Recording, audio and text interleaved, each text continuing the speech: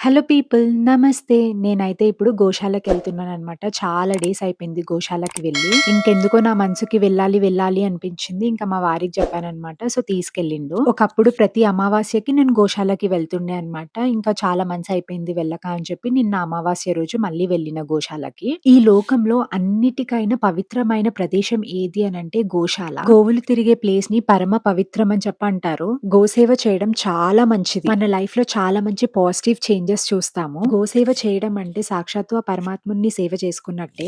ఇంక నేనైతే ఈవినింగ్ 5 తర్వాత ఎళ్ళిననమాట. ఇంక ఓన్లీ బనానాస్ తీసుకెళ్ళిన. ఎందుకంటే అప్పటికే చాలా మంది వెళ్ళుంటారు. ఇంకా గోవులన్నీ వాటి స్టమక్ అంతా ఫుల్ అయిపోయి ఉంటది అని చెప్పి. అంటే మేముండే ఏరియాలో చాలా మంది మార్వాడీస్ ఉంటారనమాట. మార్వాడీస్ గోసేవ చాలా చేస్తారు. ఇంకా ప్రతి అమావాస్యకైతే మార్వాడీస్ కంపల్సరీ గోసేవ చేస్తారనమాట. కుదిరినప్పుడల్లా గోశాలకి వెళ్ళడానికి ట్రై చేయండి. చాలా మంచిది. సో, ఇంకా అంతే. వీడియో గనుక నచ్చితే please do like, share and subscribe to my channel. Thank you.